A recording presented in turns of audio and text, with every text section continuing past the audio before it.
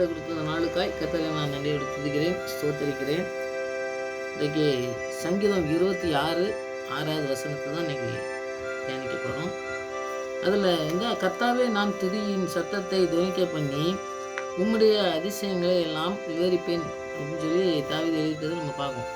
இப்போ பார்த்திங்கன்னா நம்ம வாழ்க்கையில் எவ்வளவு ஆண்டவருக்கு துதி செலுத்துகிறோம், அதை எப்படி ஆண்டவர் அதிசயங்கள் செஞ்சுருக்காரு நமக்கு எத்தனையோ, அதை நம்ம எத்தனை பேருக்கு சொல்கிறோம்.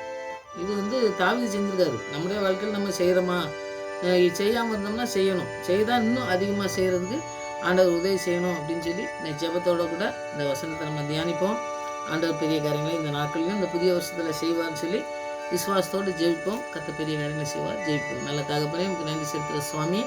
துதியின் சத்தத்திலே நீங்கள் ஆண்டவரை வாசம் பண்ணுகிற தேவனாக இருக்கீங்க. அதனால் நாங்கள் துதிக்கிற சத்தங்களை ஆண்டவரை துவனிக்க செய்ய வேண்டும் என்று ஆண்டவரை இந்த வசனத்திலே தாவீது எழுதுனது போல எங்களுடைய வாழ்க்கையிலும் இந்த துதியின் சத்தம் எங்களை சுற்றிலும் ஆண்டவரே இருக்கிற பிள்ளைகள் மத்தியிலும் தகப்பனே எங்கள் வீடுகளிலும் நாங்கள் போகிற இடத்திலும் துதியின் சத்தம் எப்பொழுதும் துவனிக்கத்தக்கதாய் எங்களுடைய வாழ்க்கையிலே நீங்கள் கிரியை செய்யத்தக்கதாக ஜெபிக்கிற சுவாமி. துதியின் மத்தியில் வாசிக்கிற தேவனை எப்பொழுதும் துதிக்கிற பிள்ளைகளாக நாங்கள் காணப்பட எங்களுடைய வாழ்க்கையை முற்றிலுமாக மாற்றத்தக்கதாய் உண்மை ஆண்டவரை நோக்கி பார்க்கிற சுவாமி. இந்த நாட்களிலே நாங்கள் வசனத்தை தியானிக்கும் பொழுது ஆவியானவர் எங்களோடு கூட பேசி எங்களை நடத்தி செல்லணுமா ஜெபிக்கிற சுவாமி. நீங்களே எல்லாவற்றையும் நடத்தி செல்கிற வல்லமுள்ள தேவனாக இருக்கிறபடியா நன்றி ஆண்டவரை. உண்மையை நம்பி நாங்கள் ஜெபித்து ஆண்டவர் ஆசீர்வாதத்தை பெற்றுக்கொள்கிற பிள்ளைகளாய் காணப்பட இந்த வசனங்கள் எங்களுடைய வாழ்க்கையிலே கிரியை செய்யத்தக்கதாய் இந்த நாட்களில் நீங்கள் உதவி செய்யணுமா ஜெபிக்கிறோம். எல்லாவற்றையும் நீங்கள் செய்து முடிக்க வல்லமுள்ளவராக இருக்கீங்க, அதுக்காக நன்றி. துதிக்கான மகிமையெல்லாம் அம்மக்கே செலுத்துது. இயேசு ரட்சகர் நாமத்தில் ஜெபங்களுக்கு நல்ல பிதாவே, ஆமென். ஒரு பாடல் பாடி அடுத்தது வசனத்துக்கு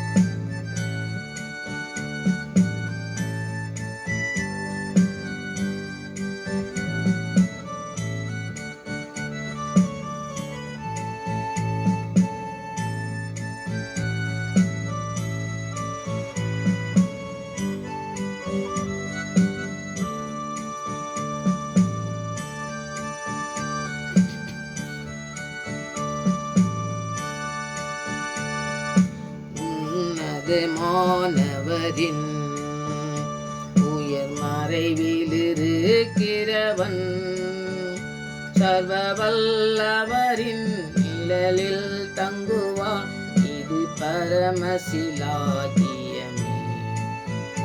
சர்வ வல்லவரின் நிழலில் தங்குவான், இது பரமசிலாகியமே. சட்டையின் கீழடை கிளம்புகவே தம் சிறகுகளால் மூடுவார். அவர் சேட்டையின் கீழடை கிளம்புகவே தம் சிறகுகளால் மூடுவார்.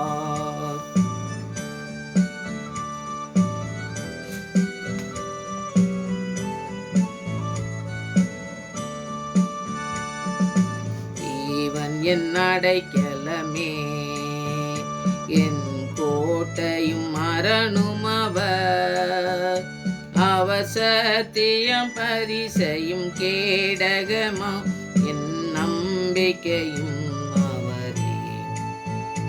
அவர் சத்தியம் பரிசையும் கேடகமாம், என் நம்பிக்கையும் அவரே. அவர் சேட்டையின் கிளம்புகவே தம் சிறகுகளால் மூடுவார். அவர் சேட்டையின் கீழடை கிளம்புகவே தம் சிறகுகளால் மூடுவார்.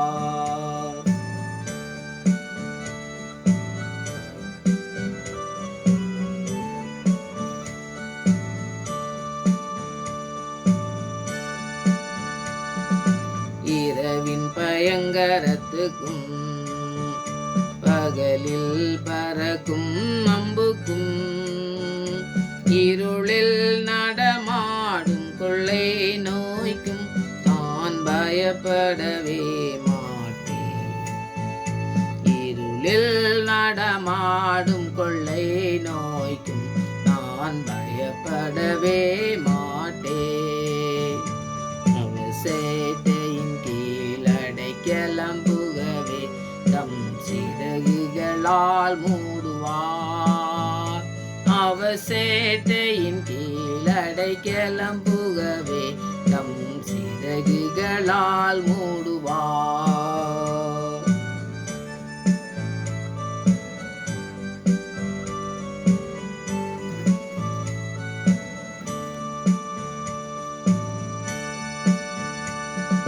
சிங்கத்தின் மேல் நடந்து வலு சர்ப்பத்தையும் மிதிப்பார். அவர் நாமத்தையே நம்பினதா உன்னை விடுவித்து காத்திடுவார். அவர் நாமத்தையே முற்றும் நம்பினதா உன்னை விடுவித்து காத்திடுவார். அவர் சேட்டையின் கீழ் அடைக்கலம் புகவே தம் சிறகுகளால் மூடுவார். அவர் சேட்டையின் கீழ் அடைக்கலம் புகவே தம் சிறகுகளால் மூடுவார்.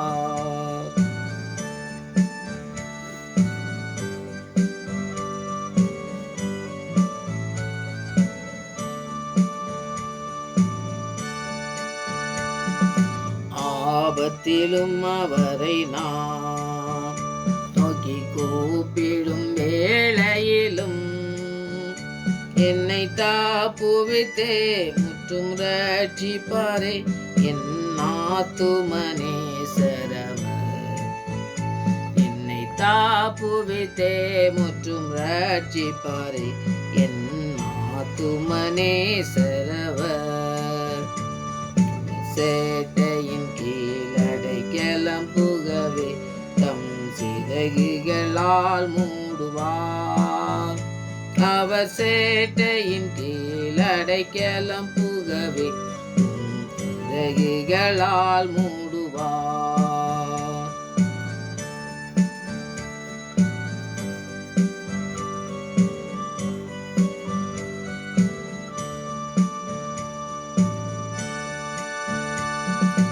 தேவன் உன் அடைக்கலமே, ஒரு பொல்லாப்பும் உன்னை சேருமோ?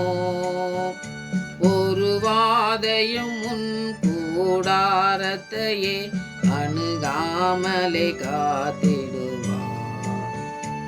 ஒரு வாதையும் உன் கூடாரத்தையே அணுகாமலே காத்திடுவார்.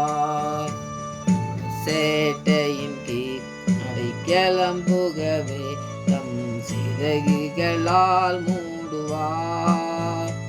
அவர் சேட்டையின் கீழ் அடைக்கலம் புகவே தம் சிறகுகளால் மூடுவார்.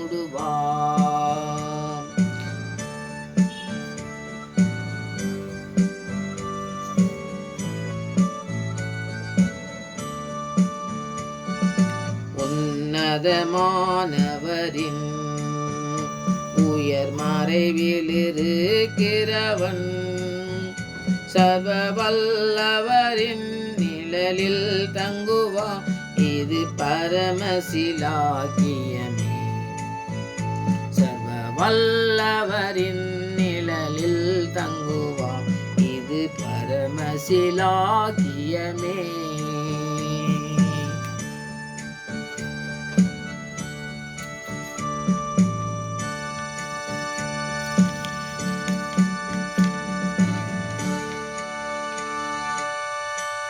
சங்கீதம் 26வது அதிகாரத்தில் 6வது வசனத்தை தான் நம்ம தியானிக்கிறோம். முதலாவது துதி. நான் துதி செலுத்துவேங்க. கர்த்தாவே நான் துதியின் சத்தத்தை சொல். முதல்ல துதியை பார்ப்போம்.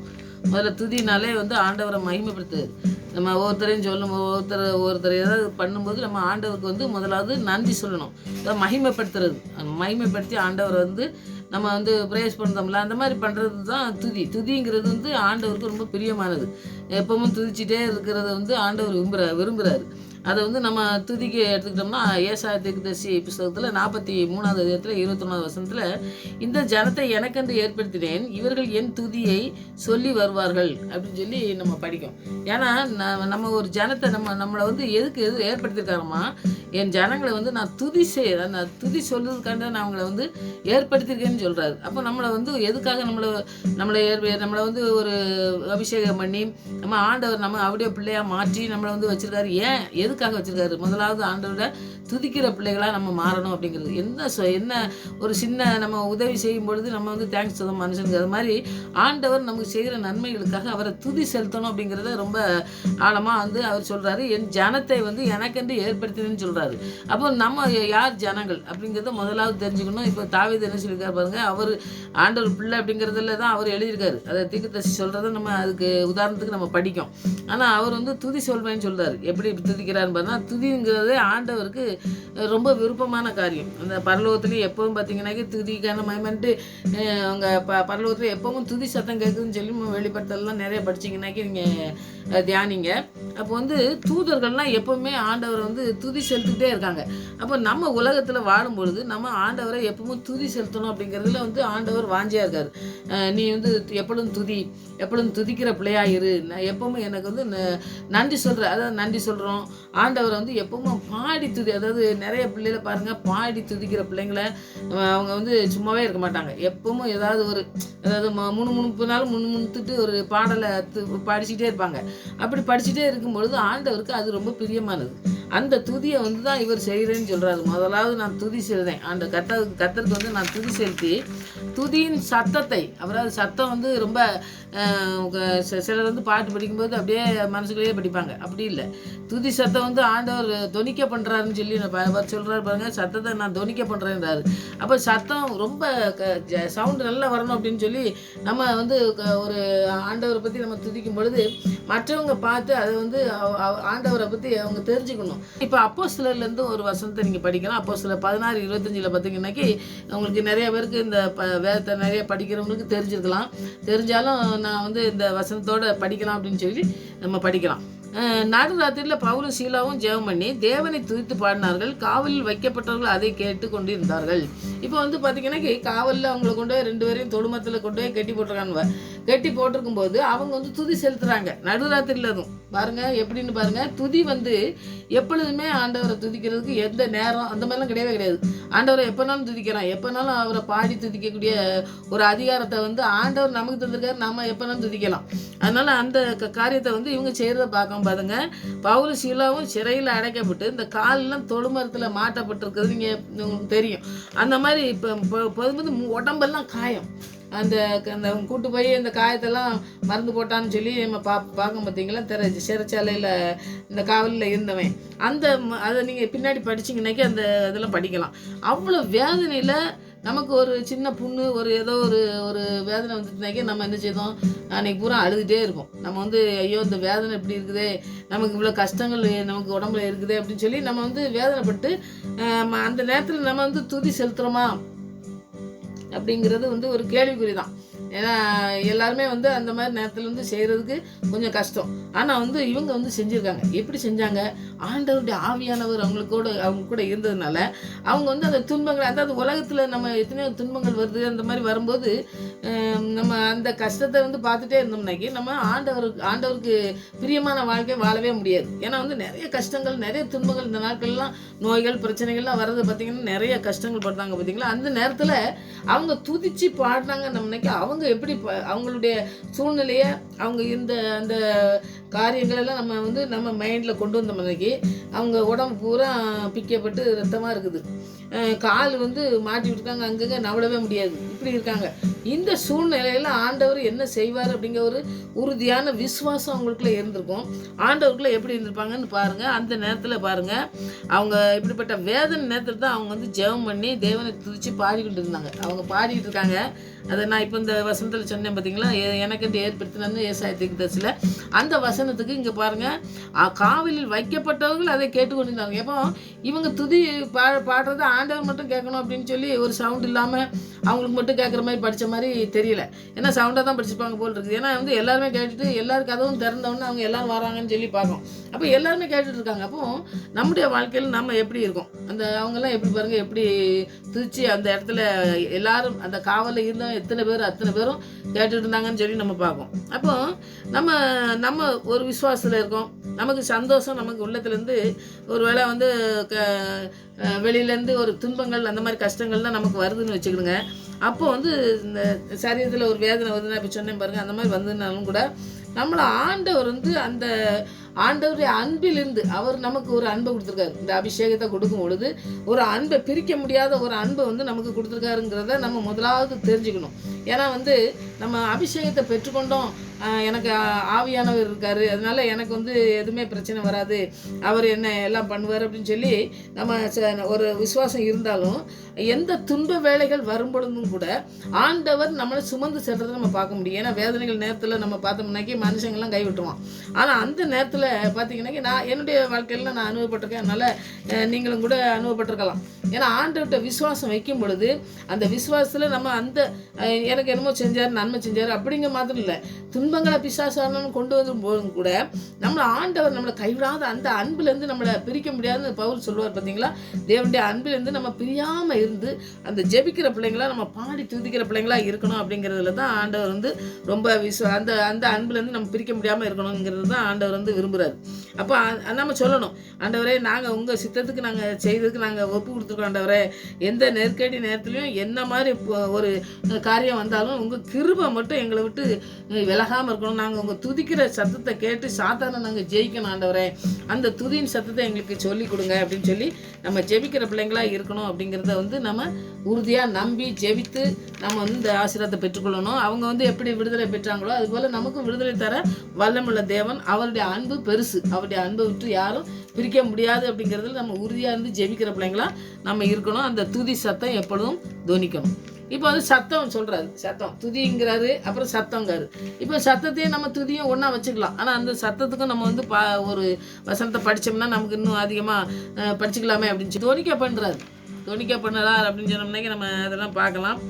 நம்ம வீட்டில் பார்த்திங்கனாக்கி எப்போவுமே வந்து இந்த சத்தம் துதி சத்தம் கேட்கணும் அப்படின்னு சொல்லும் பொழுது நீதிமானுடைய வீட்டில் கூடாரங்களில் ரட்சிப்பின் கம்பீர சத்தம் தான் இருக்குமாமா. அப்போ வந்து எப்பவும் துதி சத்தம் கேட்கணும் அப்படிங்கிறதுல ஆண்டவர் நீதிமானாக மாற்றி ஆண்டவருடைய ஆவியானவரால் நிறைக்கப்பட்டு அவருடைய ரத்தத்தினால் கழுவப்பட்ட பிள்ளைங்க வீட்டில் எப்படி இருக்கும், கம்பீரமான சத்தம். அவங்க கூடாரம்னா அவங்க வீட்டில் எப்பவும் சத்தம் என்ன சத்தம் கேட்கும், ரட்சிப்பின் கம்பீர சத்தம் தான் கேட்கும் அப்படின்னு சொல்லி நீங்கள் சங்கீதம் 118:15 வசனத்தை நீங்கள் படித்து பார்த்தீங்கன்னாக்கி அந்த வசனத்தை நீங்கள் படிக்கலாம். அது வந்து நீங்கள் எப்பவும் சத்தமாக பாட்டு படிக்கிறதுக்கு நம்ம அர்ப்பணித்து நம்ம ஜெபிக்கிற பிள்ளைங்களாக இருக்கணும். நீங்கள் நமக்கு துதிக்கிறதுக்கு ஆண்டவர் நல்லா கற்று வந்திருக்காரு, நம்மளை அதுக்கு தான் ஏற்படுத்தியிருக்காரு, அதை நம்ம செய்யணும். தோணித்தல்னா நம்ம துதிக்கிறோம், நம்ம ஆண்டவரை பற்றி சொல்ல போகிறோம் பார்த்தீங்களா. அப்போ செய்யும்பொழுது பார்த்தீங்கன்னாக்கி நம்ம ஒரு மியூசிக் கொடுத்துருக்காரு ஆண்டவர், நிறைய மியூசிக். இப்போ தாவீது பார்த்தீங்கன்னாக்கி அவர் ஒரு மியூசிக்கை வச்சுட்டு வாசிட்டே இருப்பார். அப்போ அதனால வந்து பார்த்திங்கன்னா சவுலுக்கு பிசாசே போச்சுன்னு சொல்லி நம்ம பார்ப்போம். அப்போ அந்த மியூசிக் அந்த நிறைய காரியங்கள் நீங்கள் இந்த 150 சங்கீதத்தில் நீங்கள் படித்து பார்த்தீங்கன்னாக்கி நிறைய காரியங்கள் நீங்கள் படிக்கலாம். அப்போது நீங்கள் வந்து எப்படி எந்தெந்த காரியங்களை வச்சு நீங்கள் துதிக்கணும் அப்படிங்கிறத வந்து 150 சங்கீதத்தில் நீங்கள் படிங்க. அது ஃபுல்லாக நீங்கள் படிச்சுட்டு நீங்கள் நான் ஒவ்வொரு டயத்தில் பேசும்பொழுது சொல்லுவேன், இது வந்து ஹோம்ஒர்க் மாதிரி நீங்கள் எல்லாத்தையும் நீங்கள் மனப்படமாக படிங்க, இல்லாட்டா நீங்கள் வந்து ஒவ்வொரு வசனமாக படிங்க, அது வந்து நல்ல பிரயோஜனமாக இருக்கும் அப்படின்னு சொல்லுவேன். அது இன்றைக்கி வந்து நீங்கள் 150 சங்கீதத்தை ஃபுல்லாக நீங்கள் படிக்கணும். அதுக்கப்புறம் துதி தான், அந்த துதித்தலை பற்றி நம்ம படிக்கணும். இப்போ வந்து நான் 3வது வசனத்தை மாத்திரம் நான் சொல்கிறேன், எக்கால தொனியோடு அவரை துதியுங்கள். இப்போ எக்காலங்கும் போதே பார்த்தீங்கன்னாக்கி நிறையா வந்து வெளிப்படுத்தல் நீங்கள் பார்த்தீங்கன்னாக்கி ஆண்டவர் வர்றதை பற்றி வரும்பொழுது அந்த எக்கால தொனிலாம் வரும். இப்போ எக்கால துணியோடு நம்ம எப்படி வாயை வந்து எப்படி நம்ம துதி செலுத்தணும், எப்படிப்பட்ட துணியோடு நம்ம ஆண்டவரை துதிக்கணும் அப்படிங்கிறத வந்து நம்ம இங்கே படிக்கலாம். அப்போ ஆண்டவருக்கு பிரியமான காரியங்கள் வந்து துதி. அவர் வந்து எதை வச்சுனாலும் நம்ம நிறைய இடத்துல பார்த்தீங்கன்னாக்கி நிறைய வசதிகள் இருக்காது. நிறைய இடத்துல பார்த்தீங்கன்னாக்கி இந்த மியூசிக்கு இதெல்லாம் வாங்குறதுக்கு வசதி இல்லாதவங்க கூட நிறைய பாருங்கள், சின்ன இந்த ஒரு கொட்டை வச்சுட்டு கூட அவங்க வந்து ஒரு கொட்டு மாதிரி ஒரு ரவுண்ட் ஷேப்பில் இருக்கும், நீங்கள் பார்த்துருப்பீங்க. அதில் ஒரு ஜல்லுன்னு சத்தம் கேட்கும். அதை வச்சு நிறைய பேர் வீட்டிலலாம் துதி செலுத்தி ஜெபம் பண்ணுறதெல்லாம் நான் பார்த்துருக்கேன். ஏன்னா அவங்களுக்கு வந்து மற்ற நிறைய பொருட்கள் வாங்குறதுக்கு வசதி இல்லைன்னு சொல்லி வச்சாலும் அந்த சின்ன காரியம், அதாவது எந்த காரியம் நமக்கு ஆண்டவர் ஏதாவது ஒரு வசனத்தை வச்சுக்கிட்டு நம்ம படிக்கும்பொழுது பார்த்திங்கன்னா அவர் எப்படி கைத்தாளத்தோடு கையை தட்டி நிறைய பாடல் படிக்கிறது நம்ம பார்ப்போம். வயசானவங்களுக்கு இப்போ மியூசிக் அதெல்லாம் பண்ண முடியாது. அப்போ என்ன செய்வாங்க, கை தட்டிகிட்டே படிப்பாங்க. அப்படியே ஆண்டவர் வந்து அதையும் ஒரு துதி தான் சொல்கிறாரு. அப்போது நம்ம துதி வந்து எப்படி இருந்தாலும் சரி ஆண்டவரை துதிக்கிற பிள்ளைங்களாம் நம்ம இருக்கணும். அந்த துதி சத்தம் தொனிக்கணும், எல்லா பக்கமும் தொனிக்கணும். இப்போ பவுலும் சீலாவும் படித்தோம் பார்த்திங்களா, அந்த மாதிரி தொனிக்கக்கூடிய காரியங்களை அவர் நடத்தக்கூடிய காரியங்கள் செய்வார். அதில் நம்ம வந்து உறுதியாக நின்னோம்னா தான் நம்ம காரியங்களில் நம்ம ஜெயிக்க முடியும். அடுத்தது வந்து அதிசயங்கள் எல்லாம் சொல்கிறேன்னு சொல்கிறார். அதிசயங்கள்னாலே நமக்கு எல்லாமே தெரியும். நிறைய காரியங்கள் நமக்கு ஆண்டவர் அதிசயங்கள் செஞ்சுருக்காரு அப்படிங்கிறத நம்ம வந்து தெரியும். நம்ம தெரிஞ்சாலும் நம்ம வந்து அதை வந்து நமக்கு அதிசயம் செஞ்சுருக்காரு அப்படின்னு சொல்லி என்ன சொல்லுவாங்க, ஒரு புக்கில் சாட்சி போடுறாங்க, அவ்வளோதான். வாழ்க்கையில் நம்ம வந்து அதிசயங்களை ஆண்டவர்கிட்ட வந்து பெற்றுக்கொண்டோம்னாக்கி எங்களுடைய வாழ்க்கையில் நம்ம அதை நடந்து அவருக்கு பிரியமான காரியங்களை நம்ம செய்யணும் அப்படிங்கிறதுல நம்ம உறுதியாக நிற்கணும். எரேமியாவில் 32வது அதிகாரத்தில் நீங்கள் 17, 27 நீங்கள் படித்து பார்த்தீங்கன்னாக்கி உம்மால் செய்ய முடியாத அதிசயமான காரியம் ஒன்றும் இல்லை முதல்ல சொல்கிறாரு. அடுத்தது சொல்கிறாரு, என் தேவனாலே செய்யக்கூடாத அதிசயமான காரியம் ஒன்று உண்டோ. இந்த வசனம்லாம் ரொம்ப நாளைக்கு எனக்கு அவ்வளோ ரொம்ப விவரம் தெரியாத போது சின்ன பிள்ளைகளாக இருக்கும்போது எங்கள் வீட்டுக்கிட்டலாம் இந்த சர்ச்சில் பாட்டு போடும்போது இந்த காரியங்களை சொல்லுவார். நம்ம வசனங்கள் சொல்லும் பொழுது நான் பார்த்துருக்கேன், எரேமியா தீர்க்கதரிசிக்கிட்ட இப்படி பேசினார் அப்படின்னு சொல்லும் பொழுது என்ன அப்படின்னு எனக்கு ஒரு ஏதாவது உம்மால செய்ய முடியாத அதிசயமான காரியம் ஒன்று இருக்கா அப்படின்னு சொல்லி கேட்குறத பார்க்கும், உண்டான்னு கேட்குறத பார்க்கும். எப்படி என்ன அது அதிசயமான காரியம்னா என்னது அப்படின்னு சொல்லி அவ்வளோ ஒரு சின்ன வயசில் அவ்வளோவா ஒரு புரியாத வயசில் கூட எனக்கு இந்த வசனத்தை பேசுனது எனக்கு இன்னும் ஞாபகம் இருக்குது.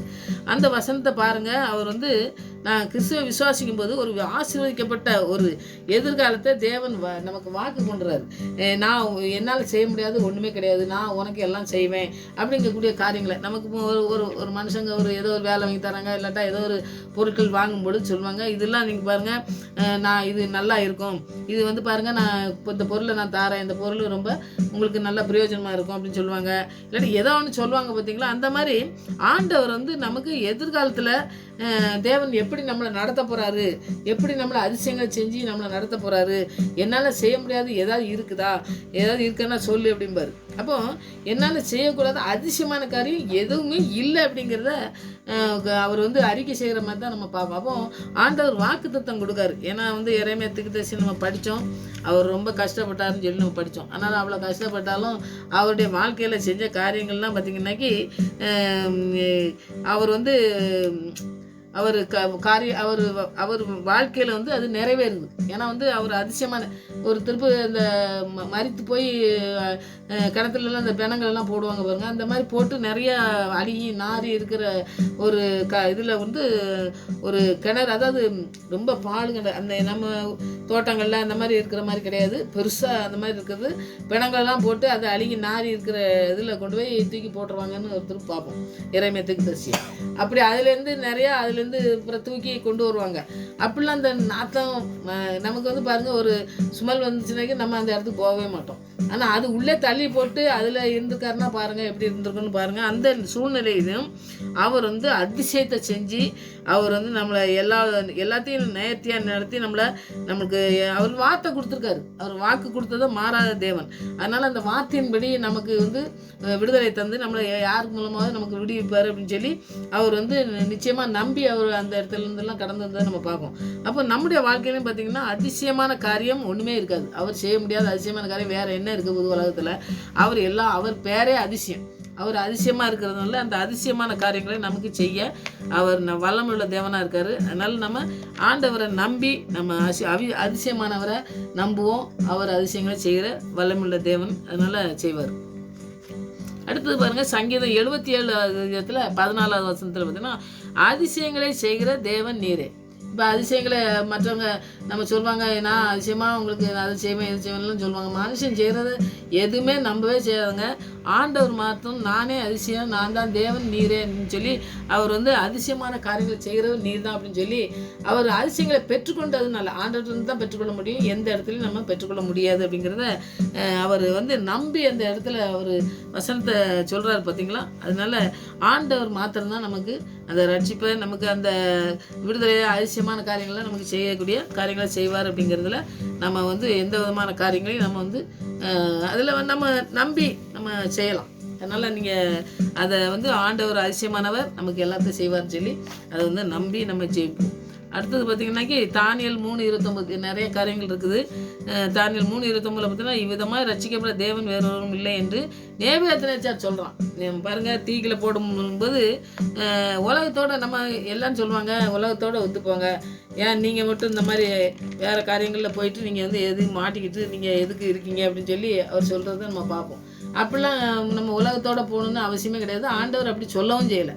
அதனால காரியங்களில் பார்த்திங்கன்னாக்கி இவங்க சொல்லுவாங்க, உலகத்தோடு ஒத்துப்போங்க, நீங்கள் வந்து எதுக்கோ இந்த மாதிரி காரியங்கள்லாம் செஞ்சுட்டு ஆண்டவருக்குன்னு எதை செஞ்சுட்டு அவர் அழைப்புகளில் நிற்கணும் அப்படி இப்படின்னு சொல்லிவிட்டு நீங்கள் வந்து ஏன் இப்படி இருக்கீங்க அப்படின்னு சொல்லும் பொழுது அதுக்கு நீங்கள் இந்த காரியத்தை நீங்கள் படிச்சிங்கன்னா, தானியேலில் படிச்சிங்கனாக்கி ரொம்ப அதிசயமாக இருக்கும். நம்ம நிறைய பேர் படிச்சிருந்தீங்கன்னா உங்களுக்கு தெரிஞ்சுக்கலாம். முதல் அதிகாரத்தில் நீங்கள் படிச்சிங்கனாக்கி தெரியும். அவங்க வந்து பேர்களை பூரா மாற்றான். அவன் வந்து நேபுகாத்நேச்சார் இந்த ஒரு சட்டம் போடுதான், என்னை தவிர யாரும் கும்பிடக்கூடாது, கும்பிடுறவன இந்த அக்கினிகளை கொண்டே போட்டுருவேன் அப்படின்னு சொல்லுவான். அப்போது இவங்க அக்கினியில் போட போகிறான்னு சொல்லும் பொழுது கூட இவங்களுக்கு வந்து என்னென்னா விசுவாசம் இருக்குது. ஆண்டவர் வந்து நம்மளை அழைச்சி இங்கே கொண்டு வந்திருக்காரு, என்ன நோக்கத்தோடு கொண்டு வந்தாரோ நீங்கள் அதை வந்து நீங்கள் அவர் வந்து அந்த ஒரு வார்த்தைன்னு சொல்லுவாங்க. அவங்க வார்த்தை சொல்லும்போது பார்த்தீங்கன்னா, அவர் விடுவித்தாலும் சரி விடுவியாமல் போனாலும் உன்னுடைய இந்த சிலையை வந்து நான் வணங்க மாட்டேன் அப்படின்னு சொல்லி ஒரு வார்த்தை சொல்லுவாங்க. அப்போ விசுவாசம் இல்லாத மாதிரி சொல்கிற மாதிரி இருக்குது. ஆனால் வந்து அவங்களுக்கு உள்ளுக்குள்ள வந்து விசுவாசம் இருந்து அவங்களுடைய அழைப்பை வந்து அவங்க எப்படி செஞ்சுருக்காங்கன்னு நம்ம அதை தான் பார்க்க போகிறோம். இப்போ வந்து பார்த்திங்கன்னாக்கி ஆண்டவருக்குன்று அழைத்த நோக்கத்திலேருந்து அவங்க பின்வாங்கவே இல்லை. 4 பேருமே பின்வாங்காதபடி அப்படி இவர்கிட்ட தானியேலில் சிங்கத்தில் போட்டாலும் அவர் பின்வாங்கலை. இவங்க 3 பேர் அக்கினியில் போடும்போது 7 மடங்கு ஜாஸ்தி போடும்போதும் அவங்களும் வந்து பார்த்திங்கன்னாக்கி ஆண்டவர் நமக்கு அற்புதத்தை செய்கிற தேவன். அவர் இந்த என்ன நோக்கத்தோடு இந்த நேபுகாத்நேச்சார் வந்து ரொம்ப திறமைசாலி. அவர் வந்து எதுக்கு இப்படி செஞ்சு இப்படி பண்ணுறாரோ அதனால அவங்க என்ன செஞ்சாலும் பண்ணட்டும். ஆனால் வந்து ஆண்டவர் நம்ம இந்த ராஜாவோட பெரியவர். நம்ம இந்த ராஜா ஒரு கட்டளை கூடலாம், ஆனால் நம்மளை கட்டளை எந்த கட்டளைக்காண்டி நம்ம இந்த இடத்துக்கு வந்தோம், என்ன செய்கிறதுக்காண்டி நம்மளை ஆண்டவர் கொண்டு வந்தாரோ அந்த நோக்கத்தை ஆண்டவர் நிறைவேற்றுவாருங்கிறதுல அவங்கெல்லாம் விசுவாசமாக இருந்தாங்க. அந்த மாதிரி நம்ம விசுவாசமாக இருக்கணுங்கிறது தான். இந்த மனுஷனை பார்த்தோ பெரிய பதவியில் இருக்கவனை பார்த்தோ பயந்து நம்ம நடுங்க வேண்டிய அவசியம் கிடையாது. நமக்கு உலகத்தில் இருக்கணும் பெரியவர் நம்ம ஆண்டவர். நம்ம இந்த இடத்துல நம்ம படிக்கலாம். அப்போ தானியேலுக்கு வந்து பெல்சசார் அப்படின்னு சொல்லி அவனுக்கு பேர் இருந்தாங்க. பாருங்க, தேவன் என் நியாயாதிபதி அப்படின்னு இந்த பாபிலோனில் உள்ள அந்த தெய்வங்கள் பேர்களெல்லாம் மாற்றி எல்லாத்துக்கும் மாற்றி விட வைக்காங்கன்னு நம்ம பார்க்கோம். அனனியாவுக்கு கர்த்தர் கிருபையுள்ளன்னு சொல்கிறதுக்கு பதில் அவனுக்கு வேறு பேரை மாற்றி வைக்காங்க. சாத்ராக் சந்திர தேவனாகிய அக்கினி ஒளின்னு சொல்லி பேரை வைக்கான். பாருங்க, மிகாவேலுங்கிறதுக்கு மேசாக் அப்படின்னு சொல்லி தேவனுக்கு நிகரற்றவன் யாருன்னு ராஜகுமார்னு நிழல்னு சொல்லி போடுறான். இது வந்து ஒவ்வொரு பேருக்கும் பார்த்திங்கன்னாக்கி அவனுடைய தெய்வத்தினுடைய ஒரு பேரை வந்து அசரியாவுக்கு கர்த்தர் உதவி செய்கிறவன்னு சொல்லி அர்த்தம். ஆனால் ஆபேத் நேகோன்னு சொல்லி ஞானத்தின் விடிவெளி நட்சத்திரம், நேகோவின் ஒளியன்னு சொல்லி அந்த அவனுடைய கும்பிடக்கூடிய ஒரு தெய்வத்தினுடைய பேரைகளே வச்சு மாற்றி அந்த பேர்களை மாற்றினாலும் இந்த சூழ்நிலை மாறினாலும் எந்த நிலையிலும் அவன் மாறாமல் ஆண்டவருக்குன்னு நிலச்சி நின்று ஆசீர்வதிக்கப்படுறாங்க. ஏன்னா விடுதலை பெற்ற பிறகு ஆண்டவர் தான் மகிமைப்பட போகிறாரு. அந்த அழைப்பில் வந்து அவங்க வந்து எவ்வளோ உறுதியாக நிற்காங்கன்னு பாருங்கள். தீயில் அக்கினியில் போட்டாலும் அவங்க வந்து அதை விட்டு அதில் பின்வாங்காதபடி. அப்போது நேபுகாத்நேச்சார் சொல்கிறான் கடைசியில், நான் இவரை போல் தேவன் ஒருவருமே இல்லை, ரட்சிக்கப்படுறதுக்கு வேற ஒரு தேவன் இல்லவே இல்லை, அதனால் இவர் தான் ரட்சிக்கப்படுறதுக்கு தேவன் அப்படின்னு சொல்லி நம்ம தானியேல் 3:29 இவ்விதமாக ரட்சிக்கப்படத்தக்க தேவன் வேறொருவரும் இல்லை என்றான். அவன் வேற எந்த தேவனும் இந்த மாதிரி கிடையாது, இவர் தான் மெய்யான தேவன் அப்படின்னு சொல்லிட்டு அவன் அறிக்கை செய்கிறத நம்ம பார்க்கோம். அப்போது நம்ம அறிக்கை செய்கிற நம்முடைய தேவன் வந்து அதிசயங்களின் தேவன், அதிசயங்களை செய்கிற தேவன், நம்மளை வந்து எந்த இக்கட்டிலேருந்து நம்மளை பாதுகாக்கக்கூடிய தேவன். அதனால் எந்த மாதிரி காரியங்கள் அதுக்காண்டி வேண்டாத காரியங்களை செஞ்சுட்டு ஆண்டவர் வந்து ஏதாவது பிரச்சனை இல்லை மாட்டிக்கிட்டு அந்த மாதிரிலாம் ஆண்டவர் பிரியமில்லாத காரியங்களை செய்கிறாங்க பார்த்தீங்களா. அந்த மாதிரி காரியங்களை செஞ்சுட்டு ஆண்டவர் வந்து சோதிக்கிற மாதிரி அந்த மாதிரி காரியங்கள் செய்கிறதுக்கு நம்ம செய்யக்கூடாது. ஆண்டவர் நம்மளை வந்து எதுக்கு அழைச்சிருக்காரோ அந்த அழைப்பில் நம்ம போகும்பொழுது எந்த பிரச்சனையும் வந்தாலும் அந்த பிரச்சனையை அவர் மேற்கொள்ளதுக்கு அவர் நமக்கு உதவி செய்ய வல்லமையுள்ள தேவனாக இருக்கார். அதனால் நம்ம அந்த காரியங்களை செய்யலாம். இப்போ வந்து விவரிக்கிறார், விவரிப்பேன் அப்படின்னு சொல்லி கடைசியில் சொல்கிறாரு. அப்போ இவர் வந்து துதியின் சத்தத்தோட ஆண்டவர் வந்து என்ன செய்கிறாரு, மகிமைப்படுத்தி எல்லாம் ஆண்டவருக்கு தான் எல்லாம் சொல்கிறாரு. ஆண்டவரை பற்றி சொல்லும் பொழுது நம்ம இத்தனை காரியங்கள் நம்ம படிக்கும் பொழுது இன்னும் அதிகமாக நம்மளோட கூட ஆண்டவர் பேசுகிறத நம்ம உணர முடியும். கர்த்தாவே, நான் துதியின் சத்தத்தை தொனிக்க பண்ணி உம்முடைய அதிசயங்களை எல்லாம் விவரிப்பேன். இப்போ நம்ம துதியை படித்தோம், சத்தத்தை படித்தோம், தொனிக்க பண்ணுறதை படித்தோம், அதிசயங்களை படித்தோம். விவரிப்பேனுங்கிறது போது நம்ம விவரமாக சொல்கிற ஒரு காரியங்களை நம்ம ஒருத்தருக்கு தெரியாமல் இருக்கும்போது அவங்களுக்கு வந்து அதை சொல்லும் பொழுது விவரமாக சொல்லும் பொழுது அதில் வந்து அவங்க காரியங்களை கற்றுக்கிட்டு அவங்க ஆசீர்வாதத்தை சுதந்திரிப்பாங்க. பார்த்தீங்கன்னா அந்த காரியங்களில் தான் இதை ஒன்று கடைசியாக நான் அப்போஸ்தலர் 18வது அதிகாரத்தில் 24, 26 நீங்கள் படித்து பார்த்தீங்கன்னாக்கி இந்த ஆக்கிலா பிரிஸ்கில்லா அவங்கள நீங்கள் படிக்கலாம். கணவன் மனைவி அவங்க வந்து யூதர்கள். அவங்க வந்து இந்த ஒரு ஜெப ஆலயத்துக்கு அவங்க வந்து பவுலோட ஊழியம் பண்ணவங்க. ஊழியம் பண்ணும்பொழுது அவங்க வந்து கணவன் மனைவியாக அவங்க வந்து இந்த கூடார தொழில் பண்ணுறவங்க. அவங்களோட பவுலும் அந்த இதில் பண்ணாருன்னு சொல்லி அவங்க கணவன் மனைவியோட இருந்தாருன்னு சொல்லி பார்ப்போம். அவங்களுக்கு வாழ்க்கை உதாரணமாக எடுத்துக்கணும்னா அவங்க வந்து இந்த அப்போலோ வந்து நிறைய படித்தவர். அவர் வந்து நிறைய பண வசதி உள்ளவர். அவன் யூதன் தான். அவர் நல்லா பேசக்கூடிய திறமை உள்ளவர். அவர் வந்து இந்த இவர் மாதிரி பவுல மாதிரி வேதத்தை படித்து நல்லா அந்த நூல்கள்லாம் எல்லாத்தையும் தெரிஞ்சவர். அவர் வந்து பிரசங்கம் பண்ணுறாரு. இவங்க வந்து அங்கே இருக்காங்க. இப்போ கொஞ்ச நாளைக்கு இருங்கன்னு சொல்லும்பொழுது அவர் வந்து பவுல் போயிடுவார். இவங்க 2 பேரும் இருக்காங்க. இவங்க கூட ஆலயத்தில் பேசும்பொழுது பார்க்காங்க. அங்கே பேசுகிறத கேட்டுட்டு அவங்கள வந்து ஒரு காரியங்களை செய்கிறார். அவர் வந்து பார்த்திங்கன்னாக்கி ஞானஸ்தானம், அதாவது யோவான் ஸ்தானம் செய்ததை வந்து சொல்கிறாரு. அவர் இயேசு கிறிஸ்து வந்ததை வந்து அவருக்கு தெரியாமல் இருக்குது. அப்போ நீங்கள் பரிசுத்த ஆவியினால் ஞானஸ்தானம் கொடுக்குறாரு என்பதை அறியாதிருந்தாங்க. இப்போ வந்து இயேசு கிறிஸ்து எப்படி ஆவியானவரை கொடுக்காரு அப்படிங்கிறது தெரியல.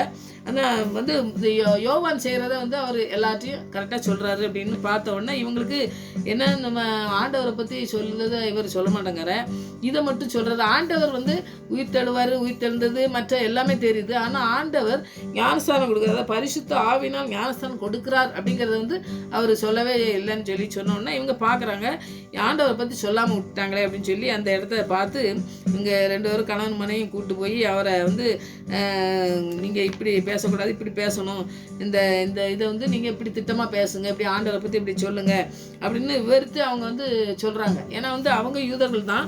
அவங்களோட இவர் படித்தவராக இருந்தாலும் இந்த ஒரு காரியம் தெரியாதனால, அது தெரியாத பவுல் கூட இருந்து இவங்க நல்லா படிச்சு இருக்கிறதுனால அவங்கள கூப்பிட்டு வச்சு அதுக்காக அப்புறம் நான் நிறைய படிச்சிருக்கேன், உங்கள்கிட்ட என்ன கேட்கணும்னு சொல்லவே செய்யலை.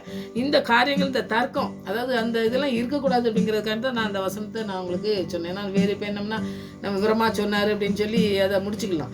ஆனால் அதுக்கு ஒரு காரியத்தை நம்ம கற்றுக்கிட்டோம்னாக்கி இன்னும் அதுக்கு தெரியுமே அப்படின்னு நல்லா புரியுமே அப்படிங்கிறதுக்காண்டி தான் நான் அந்த காரியத்தை சொல்லுவேன். அவங்க வந்து 2 பேரும் வந்து கூப்பிட்டு அப்போலோகிட்ட சொல்கிறாங்க, இந்த மாதிரி ஆண்டவர் இயேசு கிறிஸ்து வந்து எல்லாருக்கும் பரிசுத்த ஆவினால ஞானஸ்தானம் கொடுப்பார் அப்படின்னு சொல்கிறத நீங்கள் அறியாது இருக்கீங்க, அதை சொல்லுங்கள். நீங்கள் மற்றவங்களுக்கெல்லாம் பேசும்பொழுது, ஆலயத்தில் பேசும்பொழுது நீங்கள் எல்லாத்துலேயும் பேசக்கூடிய உரிமை அவருக்கு இருக்குது, எல்லாமே இருக்கிறதுனால அது நீங்கள் பேசுங்க, அதை பேசாமல் விடாதுங்க அப்படின்னு சொல்லி அந்த உதாரணத்தை எடுத்து அவருக்கு வந்து சொல்கிறத நம்ம பார்ப்போம். அது நீங்கள் இப்போ விவரித்து சொன்னாங்க அப்படின்னு பார்ப்போம். அப்போது நமக்கு தெரியாத விவரித்து ஒருத்தர் சொன்னாங்கன்னாக்கி நமக்கு தெரியாத ஒரு காரியங்கள் இருக்கலாம். அப்போது அவங்க வந்து இப்படி செய்யணும் அப்படின்னு சொல்லும்பொழுது நம்ம கேட்கணும். ஆனால் வந்து ஆவியானவர் யார் சொன்னாலும் கேட்கக்கூடாது. வேதத்தின் அடிப்படையில் இருக்கான்னு முதல்ல புரிஞ்சுக்கிட்டு அவங்க அதை பற்றி சொல்கிறாங்களா அப்படின்னு சொல்லி கேட்டுட்டு நம்ம வந்து அதை இப்போ பாருங்கள், ஆவியானவரை வந்து ஆண்டவராக இயேசு கிறிஸ்து தான் பரிசுத்த ஆவினால ஞானஸ்தானம் கொடுக்காருன்னு சொல்லி நம்ம பார்ப்போம். அது வந்து அவரே யோவான் ஸ்தானமே சொல்லுவார். அவர் வந்து நான் தண்ணினால் கொடுக்கேன், அவர் வந்து பரிசுத்த ஆவினால கொடுப்பாருன்னு சொல்லி அவரே சொல்கிறாரு. இதை புரியாமல் இருக்கிறவங்களுக்கு சொல்கிறாங்க. அப்போ வேதத்திலேருந்து எவ்வளவு ரகசியத்தை ஆண்டவர் வச்சுருக்காரு பாருங்கள். இப்போ நம்ம அவங்க சொல்கிறது வந்து கரெக்டாக இல்லாட்டா நாம் இவ்வளோ படிச்சிருக்கோம், இவங்க வந்து சொல்கிறாங்களே நமக்கு கரெக்டாக அப்படின்னு தெரிஞ்சுக்கிட்டு தான் அப்புறம் வந்து பேசுவார். ஏன்னா இவர் இங்கே போகிறவங்க சொன்ன உடனே அந்தாலும் சரின்னு பேச மாட்டாங்க. இப்போ அவங்க வந்து இதை திட்டமாக சொல்லி இது எவ்வளோ விவரமாக சொல்லியிருப்பாங்கிறது நம்ம வேதத்தில் சூழ்நிலை இல்லைனாலும் கூட இவங்க வந்து இதை பற்றி ஆண்டவர் வந்ததை, அவர் எப்படி நோக்கத்தோடு வந்தார், எப்படி ஆவியானவர்களால் நிறைக்கப்பட்டார், எப்படி ஊழியம் பண்ணார், நம்மளை எப்படி ஊழியம் பண்ண வச்சார், எப்படிலாம் அவர் வந்து உயிர் தந்து இன்றைக்கும் ஜீவனோட இருக்கார், நமக்கு பரிசுத்த ஆவியை நமக்கு தந்துட்டு போயிருக்காரு. இதெல்லாம் நிறைய காரியங்களை அவங்க கணவனும் மனைவியும் சொல்லியிருப்பாங்கன்னு நம்ம யோசிக்கலாம். ஏன்னா வந்து அவ்வளோ சொன்னால் தான் இவருக்கு புரியும். ஏன்னா வந்து இவர் புரியாமல் இருக்கார். புரியும் போது அப்படி விவரமாக நல்லா சொன்னால் தானே புரியும். அப்படி சொல்லி நீங்கள் திட்டமாக சொல்கிறாங்கன்னு சொல்லி பார்ப்போம். அப்போ நம்முடைய வாழ்க்கையில் பார்த்திங்கன்னா பரிசுத்த ஆவியானவர் தான் நமக்கு வந்து எல்லாவற்றையும் கற்றுத்தரணும். அப்படி நம்ம கற்றுக் கொள்ளும் பொழுது பார்த்திங்கன்னாக்கி மற்றவங்க நம்ம செய்திகளை கேட்கும். அப்போ வந்து வேதத்தின் அடிப்படையில் அவங்க வந்து இந்த செய்திகளை தயாரித்து அவங்க நம்மளோட கூட பேசும்பொழுது பார்த்திங்கன்னா ஆண்டவர் நம்மளோட கூட பேசுகிற மாதிரியே இருக்கும். வார்த்தையின் மூலமாக நம்மளோட பேசுகிறது ஆண்டவர் வந்து இப்படி நம்ம எப்படி நடக்கணும்னு சொல்லித்தராரு அப்படின்னு சொல்லி நம்ம நிறையா செய்திகள் எல்லாமே வந்து தவறுன்னு நம்ம சொல்ல முடியாது. நிறையா காரியங்கள்லாம் பார்த்திங்கன்னா நிறையா நம்ம ஊழியக்காரங்க பேசுகிறத வச்சு நம்முடைய வாழ்க்கையிலே நம்மளோட கூட பேசுகிறத நம்ம உணர முடியும். அந்த இடத்துல அப்படியே கண்ணீர் வரும். ஏன்னா ஆண்டவர் நம்மளோட கூட பேசும்பொழுது நமக்கு வந்து அதை வந்து எப்படி விளக்கத்தை நமக்கு சொல்லித்தராது, நமக்கு புரியாத சொல்லித்தராதுன்னு சொல்லி நம்ம கேட்கும் பொழுதே பார்த்திங்கன்னா நமக்கு நன்றி சொல்லுவோம். நன்றி சொல்லி நமக்கு கண்ணில் தன்னால் தண்ணி வரும். அப்படிலாம் நிறைய நேரத்தில் நானும் அனுபவப்பட்டிருக்கேன். உங்களுக்கும் அந்த அனுபவம் இருக்கும்.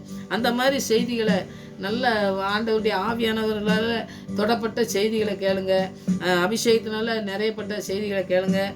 வார்த்தையின் மூலமாக வார்த்தை எப்படி இருக்குது, வார்த்தையை உண்மையாக சொல்கிறாங்களா நமக்கு அப்படிங்கிறத தெளிவாக தெரிஞ்சுக்கிட்டு ஆவியானவர் உதவியோடு கூட நீங்கள் மற்ற செய்திகளை கேட்கும் பொழுதும் சரி, வேதத்தை வாசிக்கும் பொழுதும் சரி, அதை தியானிக்கும் பொழுதும் சரி, எப்பவும் இருங்க. ஆண்டவர் பெரிய காரியங்களை இந்த நாட்களில் இந்த வருஷத்தில் செய்வார்னு சொல்லி நான் விசுவாசிக்கேன். என்னுடைய வாழ்க்கையில் மாத்திரம் இல்லை, என்னுடைய பிள்ளைக்கு மாத்திரம் இல்லை, எல்லா பிள்ளைகளுக்கும் செய்யணும். அநேக பிள்ளைகளுக்கும் செஞ்சு ஆண்டவருடைய ஆசீர்வாதத்தை பெற்றுக்கொள்ளணும். இந்த வருஷம் அவங்க எந்த இடத்துலலாம் குறைவாக இருக்காங்களோ அந்த இடத்துல நிறைவாக்கணும், அதிசயங்களை செய்யணும். ஆண்டவரை நீங்கள் துதியின் சத்தத்தை தொனிக்க பண்ணணும் அப்படின்னு சொல்லி நம்ம ஒவ்வொருவரும் நம்ம பிள்ளைகள்லாம் அர்ப்பணிக்கணும், குடும்பங்களை அர்ப்பணிக்கணும். மற்ற பிள்ளைங்க பக்கத்தில் இருக்காங்களா அவங்களையும் வந்து ஆண்டவரை நீங்கள் தொடுங்கன்னு சொல்லி நம்ம ஜெபிக்கிற பிள்ளையா அந்த வருடத்தில் நீங்கள் தீர்மானம் எடுத்து ஜெபிங்க. ஆண்டவர் பெரிய காரியங்களையும் இந்த நாட்களில் செய்வார். நம்ம ஒவ்வொரு நாளும் ஜெபிக்கும் பொழுது நம்ம என்ன செய்யணும்னா முதலாவது வார்த்தைக்கு தான் முதலிடம் கொடுக்கணும்னு நான் சொன்னேன் பார்த்தீங்கன்னா. இந்த வருடத்தில் நம்ம முதலாவது நீங்கள் தீர்மானம் எடுத்து அதை நீங்கள் முழுமையாக செய்யுங்க. ஆண்டவர் பெரிய காரியங்களை செய்வார். மற்ற 6வது அதிகாரத்தில் 33வது வசனம் எல்லாருக்குமே மனப்படமாக தெரியக்கூடிய வசனம். முதலாவது தேவனுடைய ராஜ்யத்தையும் அவருடைய நீதியையும் தேடுங்கள், அப்பொழுது இவைகளெல்லாம் உங்களுக்கு கொடுக்கப்படும். எவைகள் எல்லாம் என்ன தேவையோ அதை பூராங்க தந்துடுவார். ஏன்னா இதுதான் தருவேன், இது தரமாட்டேன் அப்படிங்கிறது இங்கே வசனத்திலே இல்லை. அப்போ முதலாவது தேவனுடைய ராஜ்யத்தை தேடணும், அவருடைய வார்த்தையை தான் நம்ம தேடணும். தேடும் பொழுது மற்ற எல்லாம் நமக்கு தருவார். இந்த வசனத்தை நம்ம ஒவ்வொரு நாளும் மனப்பாடமாக ஆண்டவரே நான் உங்களுடைய ராஜ்யத்தையும் உங்களுடைய நீதியை நான் தேடுவேன், அப்பொழுது நீங்கள் எல்லாம் எனக்கு கொடுக்கப்படும் சொல்லியிருக்கீங்களே, அதை நீங்கள் தந்து என்ன மாத்திரமல்ல என்னை சுற்றிலும் இருக்க எல்லா பிள்ளைங்களும் உண்மையை ஆராதிக்கிற பிள்ளைங்களாக மாறணும். அதை நீங்கள் செய்யுங்க ஆண்டவரேன்னு சொல்லி நீங்கள் துதிங்க. ஆண்டவர்கிட்ட ஜெபிக்கும் பொழுது இந்த வசனங்கள்லாம் தியானிங்க. ஆண்டவர் பெரிய காரியங்களே நம்முடைய வாழ்க்கையில் இந்த வருஷத்தில் செய்வார். ஒப்பு கொடுங்க, அற்புதமாக நடத்துறதை நம்ம பார்க்க முடியும். ஜெபிங்க, கர்த்தர் பெரிய காரியங்கள் செய்வார். ஆமாம், ஜெபிப்போம். தேவா, நான் எதினால் விசேஷித்தவன், ராஜா நான் அதை தினம் யோசிப்பவள். தேவா, நான் எதினால் விசேஷித்தவள், ராஜா நான் அதை தினம் யோசிப்பவள். எதினால் அது எதினால் நீ என்னோடு இருப்பதினா, எதினால் அது எதினால் நீ என்னோடு வருவதினா. தேவா, நான் எதினால் விசேஷித்தவள், ராஜா நான் அதை தினம் யோசிப்பவள். ஆம் சுவாமி, நாங்கள் எந்த இடத்துல விசேஷத்தோம் ஆண்டவரே, எல்லாவற்றிலும் குறைவாக இருந்து வாழ்க்கையிலேயே எல்லாவற்றிலும் தோற்கடிக்கப்பட்டவங்களாக இருக்கும் பொழுது தேவன் எங்களோடு கூட இருக்கிறீர் என்பதை நாங்கள் உணர்ந்து கொள்ளத்தக்கதாய் உம்மை துதித்து அந்த சத்தத்தோடு உம்மை துதிக்கவும், உம்முடைய ஆண்டவரை நீங்கள் அதிசயங்களை செய்திருக்கீங்க, அந்த அதிசயங்களை நாங்கள் சொல்லுகிற பிள்ளைகளாய் காணப்படும். எங்களுடைய வாழ்க்கையில நீங்கள் எல்லா குறைகளையும் நிறைவாக்கி தர வேண்டுமா ஜெபிக்கிற சுவாமி. புதிய வருடத்தில் அப்படிப்பட்ட தீர்மானங்களை எடுக்கிற பிள்ளைகளுக்கு ஆண்டவரே ஆவியானவர் உதவி செய்ய வேண்டுமா ஜெபிக்கிறேன் ஆண்டவரே. எல்லா அதிசயங்களையும் செய்கிற தேவன், இந்த தேவனை போல ஒருவரும் இல்லை என்று அக்கினியிலே போடப்படும் பொழுது ஆசீர்வாதத்தை பெற்றுக்கொண்டாங்களே அந்த ஆண்டவரே, அவங்க கூட நீங்க ஆண்டவரை உலாவினீங்களே ஆண்டவரை. இந்த வருடத்தில் அப்படி எங்களுடைய வாழ்க்கையிலே எந்த குறைகள் வந்தாலும் ஆண்டவரை, எங்கள் மத்தியிலே நீங்க தங்கிருங்க ஆண்டவரை. எங்களோடு கூட தங்கிருங்க சுவாமி. உங்களுடைய பிரசன்னம் எங்களை தாங்கட்டும். எங்களுக்கு வருகிற எல்லா விதமான காரியங்களிலும் ஆண்டவரே, முதலாவது தேவனுடைய ராஜ்யத்தையும் அவருடைய நீதியும் தேடுகிற பிள்ளைகளாய் காணப்பட எங்களுடைய வாழ்க்கையை நீங்க சரி செய்ய வேண்டுமா ஜெபிக்கிறேன் ஆண்டவரே. எந்த இடத்துல குறைவா இருக்கிறோமோ அந்த இடத்தை நிறைவாக்க வேண்டுமா ஜெபிக்கிறேன் ஆண்டவரே. உங்களுடைய அபிஷேகத்தினால் பிள்ளைகள் நிறைக்கிற ஆண்டவரே நாட்கள் மாற வேண்டுமா ஜெபிக்கிறேன் ஆண்டவரே. எந்த இருளையும் ஆண்டவரே வெளிச்சமாய் மாற்ற வல்லமுள்ள தேவ கிருபை இந்த நாட்களிலே மாற்ற வேண்டுமா ஜெபிக்கிறேன். பொல்லாத சத்துருவின் கரங்களிலிருந்து எங்களை தூக்கி எடுக்க வந்தவரே ஸ்தோத்திரம். எங்களை ரட்சித்து எங்களை உங்களுடைய பிள்ளையாய் மாற்றின தேவமே உமக்கு ஸ்தோத்திரம் ஐயா. உங்களுடைய வல்லமுள்ள கிருபையுள்ள கரம் எங்களை தாங்கி வழிநடத்தி ஆண்டவரே உமக்கு பிரியமான பிள்ளைகளாய் வாழ அநேக பிள்ளைகளை எழுப்புகிற பிள்ளைகளாய் எங்களுடைய வாழ்க்கையை மாறத்தக்கதாய் கிருபை செய்ய வேண்டுமா ஜெபிக்கிற ஆண்டவரே. எங்களுடைய குறைவுகளை நிறைவாக்கி தர வேண்டுமா ஜெபிக்கிற ஆண்டவரே. எங்களுடைய ஆண்டவரே தலை குனிந்து நிற்கிற இடத்துல நீங்க தலை நிமிர செய்ய வேண்டுமா ஜெபிக்கிற ஆண்டவரே. ஆண்டவரே எங்களுக்கு எதிராய் வைக்கிற சத்துருவின் திட்டங்கள் ஒன்றுமில்லாமல் போய் என் தேவனுடைய நாமம் மகிமைப்படத்தக்கதா எங்களுடைய வாழ்க்கையை மாற்ற வேண்டுமா ஜெபிக்கிற ஆண்டவரே. என்னால செய்ய முடியாத அதிசயமான காரியம் ஒன்று உண்டோ என்று அறியாத போது எங்களோடு பேசுகிற தெய்வமே உமக்கு ஸ்தோத்திரம் ஐயா. உம்மால செய்ய முடியாத அதிசயமான காரியம் ஒண்ணுமே இல்லை என்று நாங்கள் எங்களுடைய வாழ்க்கையில சொல்லி ஆண்டவரை ஜெயிக்கிற பிள்ளைகளாய் அநேக பிள்ளைகள் அந்த ஜெயத்தை கொண்டு வருகிற பிள்ளைகளாய் நாங்கள் மாற தேவ ஆவியானவர் இந்த நாளிலே உதவி செய்ய வேண்டுமா ஜெபிக்கிற ஆண்டவரே. அபிஷேகத்தினால் நிறைத்து நடத்துகிற நாட்களாய் மாறட்டும். பிள்ளைகள் எல்லாம் அபிஷேகத்தினால் ஆண்டவரை துதித்து பாடட்டும். உம்மை உயர்த்தட்டும் ஆண்டவரே. உண்மையே ஆண்டவரே மகிமைப்படுத்தட்டும். ஒவ்வொருடைய வாழ்க்கையிலும் நீங்க கிரியை செய்ய வேண்டுமா ஜெபிக்கிற ஆண்டவரே. ஒவ்வொருடைய வாழ்க்கையும் நீங்க ஆண்டவரே கிருபையாய் இறங்கி அவங்களுக்கு ஆண்டவரே என்ன தேவையோ எல்லா தேவையும் சந்திங்க ஆண்டவரே. பிள்ளைகள் என்னெல்லாம் கேட்கிறாங்களோ தேவைகளை ஆண்டவரை சரியான நேர்த்தியாய் நடத்துகிற தெய்வ கிருபை நாட்களே பிள்ளைகளுடைய வாழ்க்கையிலே செய்ய வேண்டுமா ஜெபிக்கிற ஆண்டவரே. தீர்மானம் எடுக்கும் பொழுது ஆண்டவரே உம்மை முன்வைத்து உமக்கு முதலிடம் கொடுத்து ஆண்டவரே அவங்க ஜெபிக்கும் பொழுது ஆண்டவரே நீங்க பெரிய காரியங்களை செய்து பிள்ளைகளை ஆண்டவரை உயர்த்த வேண்டுமா ஜெபிக்கிற ஆண்டவரே. உயர்ந்த ஸ்தானத்திலே வைப்பேன் சொன்னீங்களே, நன்றி செலுத்துற ஆண்டவரே. என்னை முதலாவது ஆண்டவரை தேடு உனக்கு எல்லாம் கிடைக்கும்னு சொன்னீங்களே ஆண்டவரே. அப்படி கிடைக்கத்தக்கதாய் நாங்கள் ஜெபிக்கிற பிள்ளைகளாய் காணப்பட தேவ கிருபை இந்த நாட்களை எங்களை பலப்படுத்த வேண்டுமா ஜெபிக்கிற ஆண்டவரே. எல்லாம் இழந்து போனதையும் யோபு 2 மடங்கு ஆசீர்வாதத்தை பெற்றுக்கொண்டது போல தகப்பனே எங்களுடைய வாழ்க்கையில நாங்கள் இழந்து போனதை எல்லாவற்றையும் திரும்ப தந்து எங்களை வழிநடத்த வல்லமுள்ள தேவன் கூட இருக்கீங்க என்பதை உலகம் கண்டுகொள்ளத்தக்கதா எங்களுடைய வாழ்க்கை மாறட்டும் ஆண்டவரே. ஆம் சுவாமி. அவன் ஆண்டவரை பேசாமல் இருந்த பொழுது ஆண்டவரே நீங்க அவனை உயர்த்தினீங்க சுவாமி. அதுபோல எங்களையும் உயர்த்தி வழிநடத்த வல்லமுள்ள தேவன். நாங்கள் ஆண்டவரே வேண்டாத காரியங்களை பேசாதபடி எங்களுடைய வாழ்க்கையில நீங்க குறுக்கிட்டு ஆண்டவரே எங்களோடு கூட தங்கியிருந்து எங்களை ஆண்டவரே நடத்த வேண்டுமா ஜெபிக்கிற ஆண்டவரே. நீங்க ஆளுகை செய்யுங்க. உங்களுடைய வல்லமுள்ள கருத்தினால் நீங்க தாங்கி வழிநடத்தமா ஜெபிக்கிற ஆண்டவரே. பிள்ளைகளுடைய தேவைகளை எல்லாம் சந்திங்க, ஆசீர்வதிங்க. இந்த புதிய வருடத்திலே ஒரு புதிய கிருபையினால் புதிய துதியினாலும் பிள்ளைகள் நிறைக்கப்பட்டு வாழ ஆண்டவரே வாழ்க்கையை முற்றிலுமாய் உமக்கென்று அர்ப்பணித்து வாழ உங்களுடைய நாமத்தை மகிமைப்படுத்தி வாழ பிள்ளைகளை நீங்க அர்ப்பணித்த பிள்ளைகளை பூரா ஆண்டவரே ஆசீர்வதிக்க வேண்டுமா ஜெபிக்கிற ஆண்டவரே. உங்களுடைய வல்லமுள்ள பிரசன்னம் தாங்க வேண்டுமா ஜெபிக்கிற ஆண்டவரே. அபிஷேகத்தினால் நிறைத்து பிள்ளைகளை இடம் கொள்ளாமல் போக மட்டும் ஆசீர்வித்து அவங்களை வழி நடத்த வேண்டுமா உங்களுடைய கருத்துல அர்ப்பணிக்கிற சுவாமி. பிள்ளைகளை குடும்பங்களை ஆண்டவரே நீங்க வழிநடத்தி செல்ல போருக்காக நன்றி செலுத்துறோம். உங்களுடைய கருத்துல அர்ப்பணித்து ஒரு பிள்ளை வெக்கப்பட்டு போகாதபடி அவங்களை நீங்க உயர்த்தி அநேக பிள்ளைகளுக்கு ஆசீர்வாதமாய் மாற்ற போருக்காக நன்றி துதிக்கிற ஸ்தோத்திரம். நோய்கள்னால பிரச்சனையினாலும் இருந்தாலும் ஆண்டவரே நோய்கள் பிரச்சனைகள் எல்லாவற்றையும் மாற்றி ஆண்டவரே உங்களுடைய நாமத்தை மகிமைப்படுத்துகிற பிள்ளைகளாய் துதிக்கிற பிள்ளைகளாய் மாற்ற போருக்காக நன்றி துதிக்கிற ஸ்தோத்திரிக்கிறேன். அப்படியே நீ செய்து வண்ணத்து போருக்காக நன்றி சொல்கிறேன். எங்களுடைய ஜெபத்துக்கெல்லாம் பதில் கொடுத்துட்டு இருக்கப்படியா நன்றி. இன்னமும் நடத்த போருக்காக நன்றியோடுமை துதிக்கிற ஸ்தோத்திரிக்கிறோம் ஆண்டவரே.